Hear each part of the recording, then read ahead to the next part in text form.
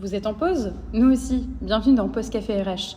Dans ce nouvel épisode, nous allons parler d'un sujet qui touche tous les salariés et toutes les entreprises, le bien-être au travail et la prévention des risques psychosociaux.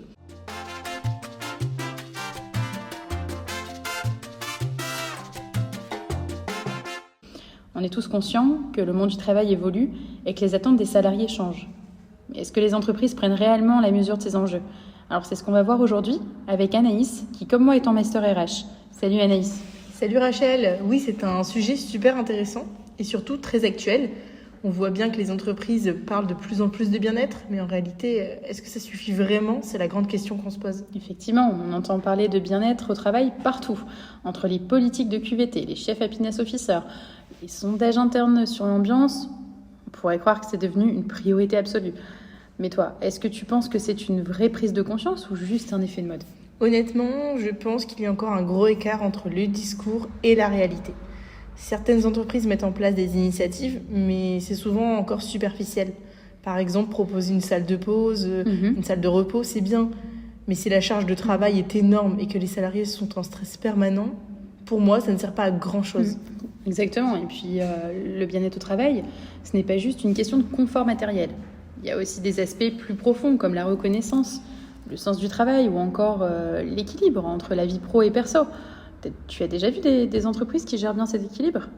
Oui, ça existe. Certaines entreprises commencent à intégrer des mesures comme le droit à la déconnexion, par exemple, en limitant les mails en dehors d'horaires de travail. Mais ça dépend encore beaucoup de la culture de l'entreprise. Dans certains secteurs, c'est encore impensable, malheureusement.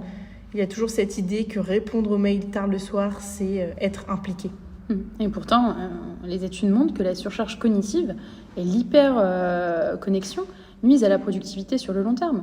Mais certaines entreprises ont du mal à se sortir de cette mentalité du toujours plus.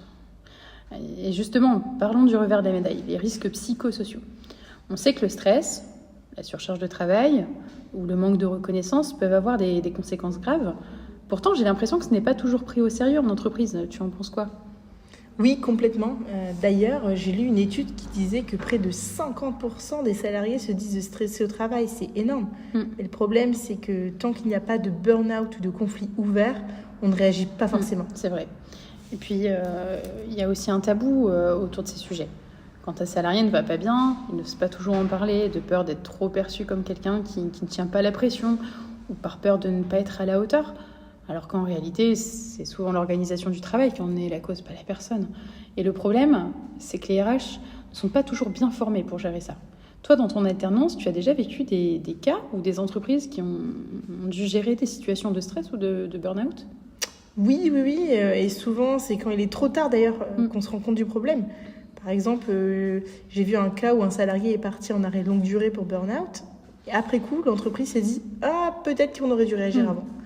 Mais il manquait des signaux d'alerte clairement identifiés et surtout une vraie culture de la prévention. Alors, on est un peu face à un paradoxe. Les entreprises commencent à parler de bien-être, mais dans la pratique, il y a encore beaucoup de choses à améliorer. Du coup, toi, comment tu vois l'évolution de ces sujets dans les années à venir? Je pense que la nouvelle génération va vraiment faire bouger les lignes.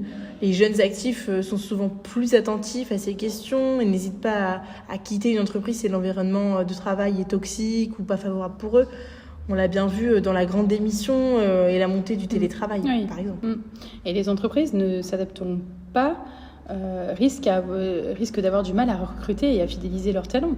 On est clairement dans une période de transition, mais il reste encore du chemin à parcourir. C'est vrai. D'ailleurs, on voit aussi l'apparition de nouvelles formes d'organisation du travail qui sont plus flexibles, avec du management bienveillant, du travail hybride et même des semaines de 4 jours dans certaines entreprises. Oui, ce sont des expérimentations intéressantes, mais elles restent minoritaires. Il faudra voir si elles tiennent sur le long terme et si elles sont réellement bénéfiques pour tout le monde. On arrive à la fin de notre discussion, c'est un sujet hyper vaste et on pourrait en parler pendant des heures.